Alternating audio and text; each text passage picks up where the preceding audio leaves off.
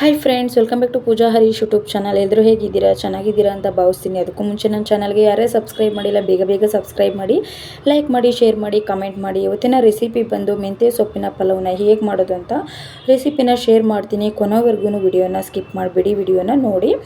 ಮತ್ತು ನಾನಿಲ್ಲಿ ಬೆಳಗ್ಗೆನೇ ಎದ್ದು ಡೈಲಿ ಕುಡಿಯೋ ರೀತಿ ನಾನಿಲ್ಲಿ ಬಿಸಿ ನೀರಿಗೆ ಬೀಟ್ರೂಟ್ದು ಐಸ್ ಕ್ಯೂಬ್ ಹಾಕ್ಕೊಂಡು ಕುಡಿದು ನನ್ನ ನಂತರ ಇಲ್ಲಿ ನೆಕ್ಸ್ಟ್ ಇಲ್ಲಿ ಪಲಾವ್ಗೆ ಎಲ್ಲ ರೆಡಿ ಮಾಡಿ ಇಟ್ಕೊಂಡಿದ್ದೀನಿ. ಒಂದು ಬಾದಾಮಿ ಟೊಮೊಟೊ, ಒಂದು ಹುಳಿ ಟೊಮೊಟೊ ಕಟ್ ಮಾಡಿ ಇಟ್ಕೊಂಡಿದ್ದೀನಿ. ಪಲಾವ್ ಸ್ಪೈಸಸ್ ಕೂಡ ರೆಡಿ ಮಾಡಿ ಇಟ್ಕೊಂಡಿದ್ದೀನಿ. ಬೆಳ್ಳುಳ್ಳಿ ಮತ್ತು ಶುಂಠಿ, ಚಕ್ರ ಮೊಗ್ಗು, ಮರಾಠ ಮೊಗ್ಗು, ಮತ್ತು ಇಲ್ಲಿ ಪಲಾವ್ ಎಲೆ, 2 ಲವಂಗ, ಒಂದು ಏಲಕ್ಕಿ ಕೂಡ ತೆಗೆದು ಇಟ್ಕೊಂಡಿದ್ದೀನಿ. ಮತ್ತು ಮೆಂತ್ಯ ಸೊಪ್ಪನ್ನು ಕೂಡ ವಾಶ್ ಮಾಡಿ ಕಟ್ ಮಾಡಿ ಇಟ್ಟಿದ್ದೀನಿ. ಒಂದು ಗಡ್ಡೆ ಈರುಳ್ಳಿ, ಹಸಿ ಬಟಾಣಿ ಕೂಡ ಸುಲಿದಿಟ್ಕೊಂಡಿದ್ದೀನಿ. ಮತ್ತು ಪುದೀನ, ಕೊತ್ತಂಬರಿ ಸೊಪ್ಪು, ಮತ್ತು ಇಲ್ಲಿ ಖಾರಕ್ಕೆ ತಕ್ಕಷ್ಟು ಹಸಿಮೆಣಸಿನ್ಕಾಯಿ, 1/4 ಕಪ್ಪಷ್ಟು ನಾನಿಲ್ಲಿ ತೆಂಗಿನಕಾಯಿ ತುರಿನೂ ಕೂಡ ತೆಗೆದಿಟ್ಕೊಂಡಿದ್ದೀನಿ. ಒಂದು ಜಾರ್ಗೆ ನಾನಿಲ್ಲಿ ಒಂದು 5-6 ಇಲುಕ್ಲಷ್ಟು ಬೆಳ್ಳುಳ್ಳಿ ಮತ್ತು 1 ಇಂಚಿನಷ್ಟು ನಾನಿಲ್ಲಿ ಶುಂಠಿ ಕೂಡ ಹಾಕಿದ್ದೀನಿ. ಕಟ್ ಮಾಡಿ ಇಟ್ಕೊಂಡಿರುವಂಥ ಪುದೀನ ಸೊಪ್ಪು ಮತ್ತು ಸಾಂಬಾರು ಸೊಪ್ಪನ್ನು ಕೂಡ ಹಾಕ್ತಿದ್ದೀನಿ. ಪುದೀನ ಸೊಪ್ಪನ್ನ ತುಂಬ ಹಾಕ್ಬಿಡಿ, ಏಕೆಂದರೆ ಟೇಸ್ಟೇ ಹಾಳಾಗ್ಬಿಡುತ್ತೆ. ನಿಮಗೆ ರುಚಿಗೆ ಎಷ್ಟು ಬೇಕೋ ಅಷ್ಟು ನೋಡಿ ಫ್ಲೇವರ್ಗೆ ಹಾಕ್ಕೊಳ್ಳಿ ಅಷ್ಟೇ. ಮತ್ತು ಇಲ್ಲಿ ಒಂದು 1/2 ಬೌಲ್ನಷ್ಟು ಕಾಯಿ ತುರಿನೂ ಕೂಡ ಇಟ್ಕೊಂಡಿದ್ದೆ, ಅದನ್ನು ಕೂಡ ಹಾಕಿ ಹಸಿಮೆಣಸಿನ್ಕಾಯಿ ಒಂದು 5-6 ಹಾಕಿದ್ದೀನಿ. ಖಾರಕ್ಕೆ ತಕ್ಕಂಗೆ ಅಂದರೆ ನೋಡಿ ನಿಮ್ಗೆ ಎಷ್ಟು ಬೇಕಷ್ಟು ಖಾರ ನೋಡಿ ಹಾಕ್ಕೊಳ್ಳಿ. ಗ್ರೈಂಡ್ ಮಾಡಿ ಸೈಡಲ್ಲಿ ಎತ್ತಿಟ್ಕೊಳ್ಳಿ.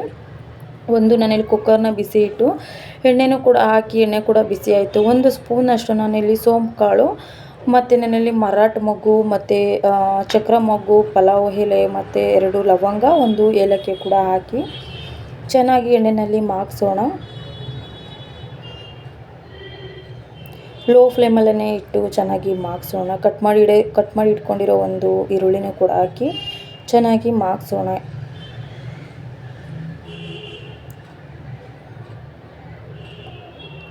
ಮತ್ತು ಇಲ್ಲಿ ಸುಲಿದಿಟ್ಕೊಂಡಿರೋ ಹಸಿ ಬಟಾಣಿನೂ ಕೂಡ ಹಾಕೋಣ. ಹಸಿ ಬಟಾಣಿ ಹಾಕಿ 1-2 ನಿಮಿಷ ಮಾಗಿಸಿದ್ರೆ ಸಾಕು. ಸೀಸನ್ ಆಗಿರೋದ್ರಿಂದ ತುಂಬ ಜಾಸ್ತಿ ಹಾಕಿದ್ರೂ ಕೂಡ ಏನು ತೊಂದರೆ ಇಲ್ಲ, ಚೆನ್ನಾಗಿರುತ್ತೆ.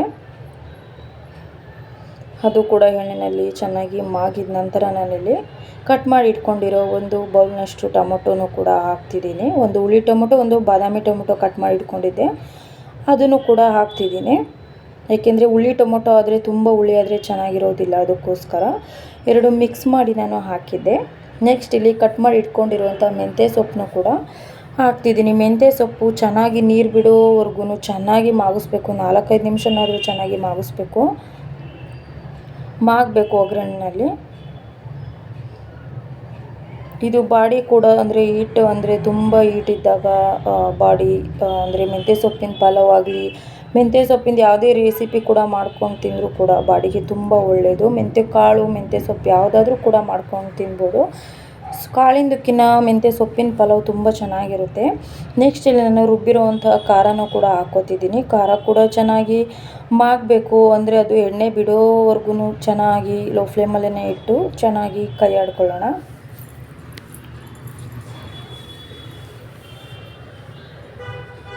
ಸೊಪ್ಪಿಗೆ ಎಲ್ಲ ನೀಟಾಗಿ ಖಾರ ಒಂದೋ ರೀತಿ ಚೆನ್ನಾಗಿ ಕೈಯಾಡಿ. ನೆಕ್ಸ್ಟ್ ಇಲ್ಲಿ ನಾನು ಒಂದು 10 ನಿಮಿಷ ಮುಂಚೆನೇ ನಾನಿಲ್ಲಿ ಅಕ್ಕಿ ಕೂಡ ನಾನಿಲ್ಲಿ ಸೋನಾ ಮಸೂರಿ ಅಕ್ಕಿ ಕೂಡ ನೆನಾಕಿ ಇಟ್ಟಿದ್ದೆ, ಅದನ್ನು ಕೂಡ ವಾಶ್ ಮಾಡಿ 2 ಸಲ ಅಕ್ಕಿನೂ ಕೂಡ ಹಾಕಿದ್ದೀನಿ. ಮುಂಚೆನೇ ಅಕ್ಕಿ ಹಾಕಿ ನೀರು ಹಾಕಬೇಡಿ, ಅಕ್ಕಿ ಹಾಕಿದ ನಂತರ ನೀರು ಹಾಕಿ ಅಳತೆಗೆ ನೋಡಿ ನೀರು ಹಾಕ್ಕೊಳ್ಳಿ. ನಾನಿಲ್ಲಿ ಜಾರ್ಗೆ ನಾನಿಲ್ಲಿ ಮಿಕ್ಸಿ ಆಡಿಸಿರ್ತೀವಿ ಅಲ್ವ, ಅದರಲ್ಲಿ ಖಾರ ಇರುತ್ತಲ್ವ, ಸುಮ್ಮನೆ ವೇಸ್ಟ್ ಮಾಡೋದಕ್ಕಿಂತ ಅದಕ್ಕೇ ಅಳತೆ ನೋಡಿ ನೀರು ಹಾಕ್ಕೊಂಡಿದ್ದೆ. ಅದನ್ನು ನೀರನ್ನು ಕೂಡ ಆ್ಯಡ್ ಮಾಡೋಣ.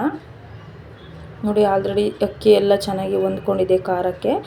ನೀರನ್ನು ಕೂಡ ಆ್ಯಡ್ ಮಾಡಿದ್ದು ಆಯಿತು. ನೆಕ್ಸ್ಟು ಇಲ್ಲಿ ಒಂದು ಕುದಿ ಬರೋವರೆಗೂ ನೋಡಿ. ನೆಕ್ಸ್ಟು ಉಪ್ಪನ್ನ ಹಾಕ್ಕೊಳ್ಳಿ, ರುಚಿಗೆ ತಕ್ಕಷ್ಟು ಉಪ್ಪನ್ನ.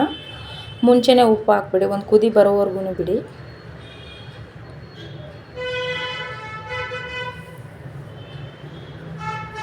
ಆಲ್ರೆಡಿ ಒಂದು ಕುದಿ ಕೂಡ ಬಂದಿದೆ. ನಿಮಗೆ ರುಚಿಗೆ ತಕ್ಕಷ್ಟು ನೋಡಿ ಉಪ್ಪನ್ನ ಹಾಕ್ಕೊಳ್ಳಿ.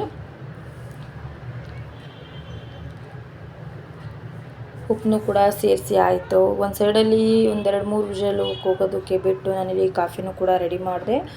ಸೈಡಲ್ಲಿ ಪಲಾವ್ ಕೂಡ ರೆಡಿ ಆಯಿತು, ಕಾಫಿನೂ ಕೂಡ ರೆಡಿ ಆಯಿತು. ತಿಂಡಿ ತಿನ್ನೋದಕ್ಕೆ ಕೂತ್ಕೋಬೇಕು ಇನ್ನೇನು. ನೋಡಿ ಆಲ್ರೆಡಿ ಮೆಂತ್ಯ ಸೊಪ್ಪಿನ ಪಲಾವ್ ಕೂಡ ರೆಡಿಯಾಗಿ ನಾನು ಪ್ಲೇಟ್ಗೆ ಹಾಕ್ತಿದ್ದೀನಿ. ತುಂಬ ಚೆನ್ನಾಗಿರುತ್ತೆ ಟೇಸ್ಟು. ನೀವು ಒಂದ್ಸಲ ಟ್ರೈ ಮಾಡಿ, ಇದೇ ಥರ ಅಂದರೆ ರೆಸಿಪಿನ ನೀವು ಕೂಡ ಮನೆಯಲ್ಲಿ ಟ್ರೈ ಮಾಡಿ, ಮಕ್ಕಳಿಗೂ ಕೂಡ ಇಷ್ಟ ಆಗುತ್ತೆ. ಕೊನೆವರೆಗೂ ವಿಡಿಯೋ ನೋಡಿದ್ದಕ್ಕೆ ತುಂಬ ಧನ್ಯವಾದಗಳು ಫ್ರೆಂಡ್ಸ್. ಏನೇ ಮಿಸ್ಟೇಕ್ ಇರಲಿ, ಏನೇ ತಪ್ಪಿರಲಿ ನನಗೆ ಕಮೆಂಟ್ ಬಾಕ್ಸಲ್ಲಿ ತಿಳಿಸಿ friends. Thank you so much friends.